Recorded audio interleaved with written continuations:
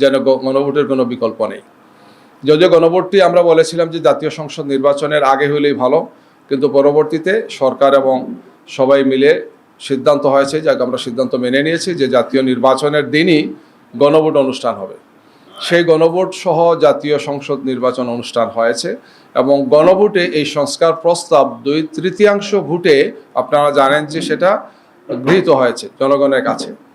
এবং সংস্কার প্রস্তাবের মধ্যে 48টি খুবই গুরুত্বপূর্ণ ছিল, যেটি ফেসিবাদ ঠেকানোর জন্যে, বাংলাদেশে ভবিষ্যতে যাতে ফেসিবাদ না আসে, স্বৈরশাসন না আসে, একনায়কতান্ত্রিক ব্যবস্থা না আসে, লুটপাটের যাতে কোনো সুযোগ তৈরি না হয়, যে গণহত্যা যারা করেছে এই ধরনের শাসন যাতে আর ফিরে না আসে, এই জন্যই মূলত ছিল এই মৌলিক সংস্কারের বিষয়টি।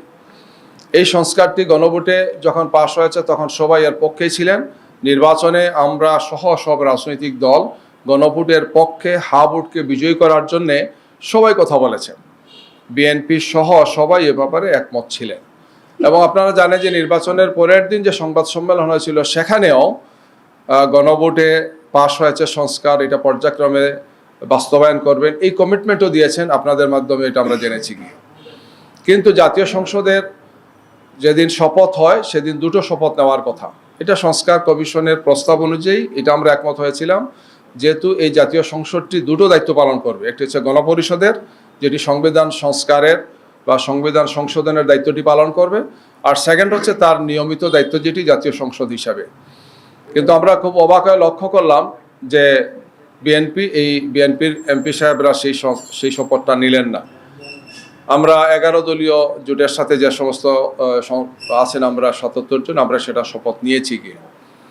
এই অবস্থায় আমরা দেখলাম যে বাংলাদেশ হাইকোর্টে একটি রিট পিটিশন হয়েছে, যে এইটার ব্যাপারে একটি রিট পিটিশন করা হয়েছে গণভোটের ব্যাপারে, একটা রিট, যে গণভোটটা অসাংবিধানিক এবং আরও কিছু বিষয়কে চেয়ে সেটা তারা করেছেন গিয়ে। বিস্তারিত শিশির মনির বলবেন। এবং তার শুনানি গতকালকে, আজকে সেটা শেষ হয়েছে। আগামীকালকে এই মামলার, অর্থাৎ গণভোট সম্পর্কে হাইকোর্টে যে রিট হয়েছে এই মামলার রায় হবে।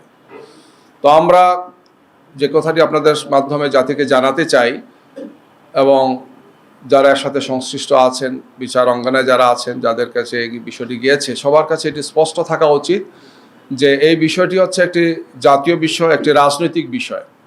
আমরা দীর্ঘ আন্দোলন করে ফেসিবাদকে সরিয়েছি এবং বাংলাদেশ যাতে আর ফেসিবাদী শাসন ফিরে না আসে এই জন্য আমরা সংস্কারের এই প্রস্তাবগুলো সবাই সর্বসম্মতভাবেই বলা যায় 2/3 বা তার চেয়ে বেশি ভোটে এটি পাশ হয়েছে গিয়ে। এই অবস্থায় এটি জাতীয় সংসদের বিষয় এখন, এবং জাতীয় সংসদের অধিবেশন হচ্ছে আগামী 12 তারিখ, আপনারা জানেন। অর্থাৎ এখন থেকে মাত্র 10 দিনের মাথায় জাতীয় সংসদের অধিবেশন হবে, যে অধিবেশনে এই সমস্ত বিষয় জাতীয় সংসদের সদস্যরা যারা জনগণের ভোটে নির্বাচিত হয়েছেন তারা এটা আলোচনা করবেন। তো এখন এই বিষয়টিকে আদালতের কাঁধে রেখে উদ্দেশ্য হাসিলের জন্য যারাই চেষ্টা করছেন, আমরা মনে করি সেটা সঠিক কাজ হচ্ছে না গিয়ে। এই প্রেক্ষাপটে আমরা আহ্বান জানাতে চাই যে বিষয়টি হচ্ছে জাতীয় সংসদ সদস্যরা যারা জনগণের ভোটে নির্বাচিত হয়েছেন তারা যে দায়িত্বটি পালন করবেন, আমরা মনে করি সেই দায়িত্বটি তাদেরই পালন করতে দেওয়া উচিত। এই প্রেক্ষাপটেই আজকে আপনাদেরকে আমরা এখানে আমন্ত্রণ জানিয়েছি যে আমরা এই বিষয়টিকে সবার সামনে তুলে ধরতে চাই যে অতীতেও যেটি জাতীয় সংসদের বিষয় অথবা রাজনৈতিক যে বিষয়, আদালতের কাঁধে ভর করে এই সমস্ত বিষয় যখন নিয়ে যাওয়া হয়েছে আদালতে, তখন সমস্যা সংকট তৈরি হয়েছে এবং জাতীয়ভাবে বিভিন্ন বিপর্যয় তৈরি হয়েছে। বিশেষ করে আপনারা জানেন যে কেয়ারটেকার সরকার যে ব্যবস্থাপনাটি ছিল, যেটি গত 16 বছরের যে ভয়াবহ বিপর্যয়, তার অন্যতম কারণ ছিল যে সংবিধান থেকে কেয়ারটেকার সরকার ব্যবস্থাকে বিলুপ্ত করা, যেটি পক্ষপাতদুষ্ট ছিল এবং অনেকটা বিচার বিভাগের কাঁধে বন্দুক রেখেই কাজটি করেছিলেন সেই সময়কার সরকার। আমরা এই ধরনের কোনো বিপর্যয় দেখতে চাই না। এই প্রেক্ষাপটে আজকে আপনাদেরকে আমরা এখানে দাওয়াত দিয়েছি। আমরা মনে করি যে এই বিষয়টি স্পষ্ট হওয়া উচিত এবং জাতির এই মৌলিক এবং গুরুত্বপূর্ণ বিষয় যেটি সংস্কার প্রস্তাব, যেটি সমস্ত জাতি জুলাইয়ের যে শহীদ হয়েছেন, যারা আহত হয়েছেন, যাদের প্রত্যাশা, দেশবাসীর প্রত্যাশা এবং আমাদের সবারই প্রত্যাশার জায়গা, এই বিষয়টি অবশ্যই সংস্কার প্রস্তাব পাশ হয়েছে, সংসদে যাতে সেটা যথাযথ প্রক্রিয়া পাশ হয় এবং এটা যাতে অবিলম্বে কার্যকর হয়, আমরা এটাই দেখতে চাই।